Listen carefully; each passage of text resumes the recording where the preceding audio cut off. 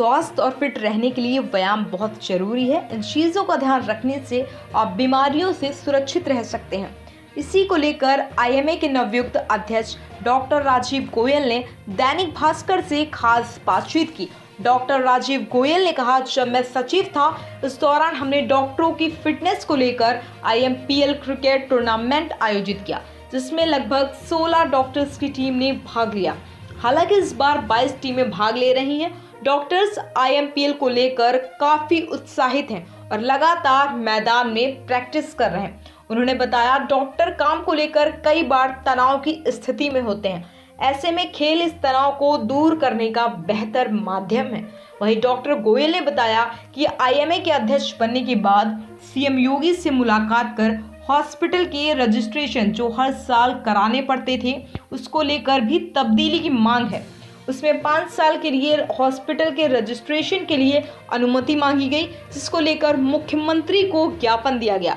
वहीं आईएमए के अध्यक्ष डॉक्टर गोयल ने डेंगू को लेकर भी चर्चा की। जी, सबसे पहले सर आपका नाम जानना चाहेंगे? मैं डॉक्टर राजीव गोयल, आईएमए अध्यक्ष बरेली। जी सर, एक तो सबसे पहले ही मैं पूछना चाहूँगा, क्या आप आईएमए के अध्यक्ष बने हैं सर, क्या क्या कुछ नया रहेगा वहाँ पर? देखिए, हमने अपनी प्लानिंग शुरू कर दी। 1 अक्टूबर से मैंने चार्ज लिया था। उप मुख्यमंत्री जी से मिलकर के जो हमारी प्राथमिकता पे था हॉस्पिटल का रजिस्ट्रेशन जो हर साल कराना पड़ता है उसको 5 साल तक कराने के लिए, उसके लिए ज्ञापन हमने दे दिया है, मुख्यमंत्री जी को फॉरवर्ड कर दिया गया है। दूसरा ये कि आपस में जो भी हम डॉक्टर्स हैं हम लोग काफ़ी मिलजुल के रहते हैं, तो हम ये चाहते हैं कि जो भी हमारे सोशल कार्यक्रम हो वो और उत्साह और सबकी एक रास्ता से जो है वो चलता रहे।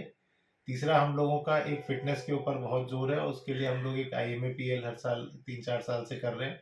जब मैं सचिव था तो पहले साल उसमें शुरू किया था हमने 2019 में, और इस साल भी उसको बड़े धूमधाम से मनाने का है।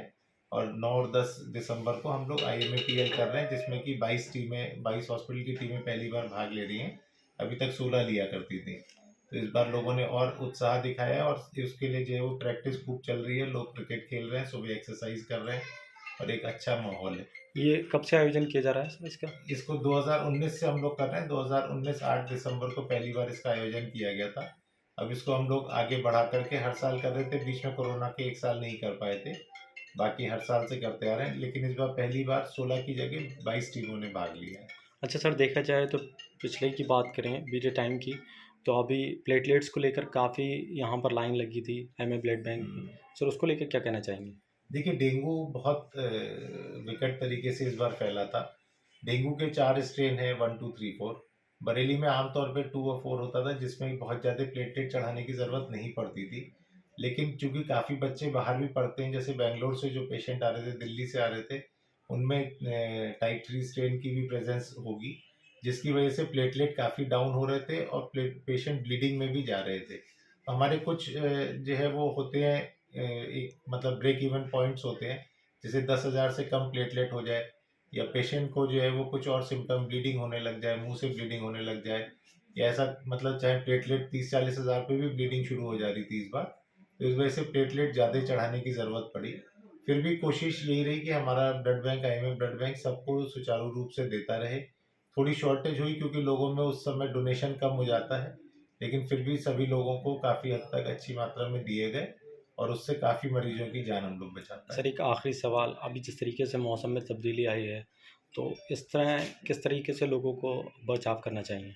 देखिए, इस समय सबसे ज़्यादा इम्पोर्टेंट है कि थोड़ी सी ठंड जैसे ही बढ़ी है, डेंगू का मच्छर वैसे तो कम हो जाएगा खुद ही, और जो दीपावली पे पटाखे या वो सब जलने से जो धुआं होता है उससे भी मच्छरों में काफ़ी गिरावट आती है। लेकिन फिर भी चूंकि पंखे बंद हो जाते हैं या पंखे हल्के हो जाते हैं तो मच्छर काटने की संभावना बढ़ती है। तो इसलिए हमें पूरी बाहों के कपड़े पहन के रहना है।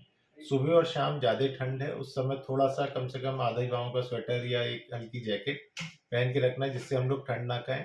वायरल डिजीजेज इस समय बढ़ेंगी, सर्दी खांसी बुखार वाली, उनके लिए खास तौर पे खाना पीना अच्छे से खाना है और अपना थोड़ा सा ठंडा पानी, ठंडी चीज़ें और उनका थोड़ा बचाव करके रखना है, जिससे कि हम इन बीमारियों से बचे रह सकें। ठीक है।